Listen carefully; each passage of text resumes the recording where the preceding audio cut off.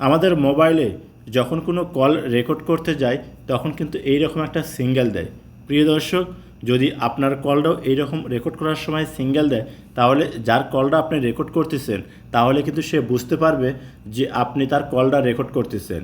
তো আজকে এই ভিডিওর মাধ্যমে আমি আপনাদেরকে দেখাবো যে আপনি যে কোনো ফোন কল রেকর্ড করবেন কোনো প্রকার ওয়ার্নিং দিবে না, অর্থাৎ যার কল রেকর্ড করবেন সে বুঝতেই পারবে না যে আপনি তার কলটি রেকর্ড করতেছেন।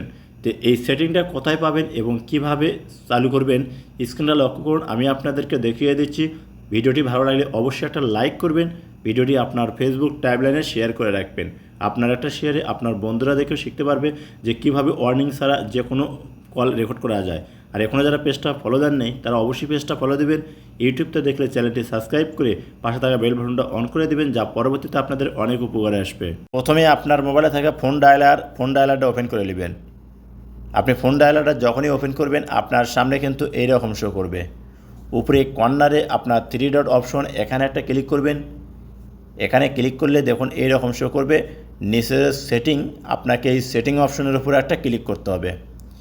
এখানে যখনই আপনি ক্লিক করবেন দেখবেন আপনার সামনে নতুন একটা ইন্টারফেস শো করবে।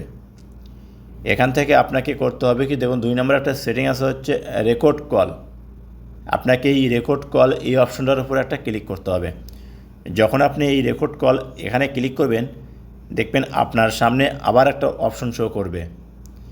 এখানে দেখুন প্রথমে যে সেটিংটা আছে শো নোটিফিকেশন আফটার রেকর্ডিং, আপনাকে করতে হবে কি এই সেটিংটা যদি আপনাদের বন্ধ থাকে ক্লিক করে অন করে দিবেন।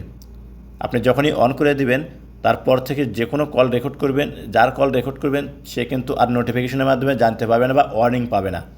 যাদের এই সেটিং নাই তারা কিভাবে এই কাজটি করবেন, তো এখান থেকে আপনারা করবেন কি ডাইরেক্ট ব্যাক বাটনে কাটিয়ে দেবেন। ব্যাক বাটনে কাটিয়ে দিয়ে চলে আসবেন আপনাদের মোবাইলের হোম পেজে। হোম পেজে আসার পর গুগল প্লে স্টোরটা ওপেন করে নেবেন। আপনি গুগল প্লে স্টোরটা ওপেন করলে এইরকম শো হবে, উপরে পাবেন সার্চবারেতে একটা ক্লিক করবেন। যখন সার্চবারে ক্লিক করবেন কিবোর্ড শো হবে, এখানে দেখুন TTSLEXX লিখবেন। লেখার পর নিচে সার্চ অপশন আছে, এখানে ক্লিক করবেন। এখানে ক্লিক করলে আপনার সামনে এরকম শো হবে। এখান থেকে আপনারা করবেন কি এই TTSLEXX এই অ্যাপ্লিকেশনটা আপনারা করবেন কি ইনস্টল করবেন মোবাইলে। আমার আগে থেকে মোবাইলে ইনস্টল করা আছে।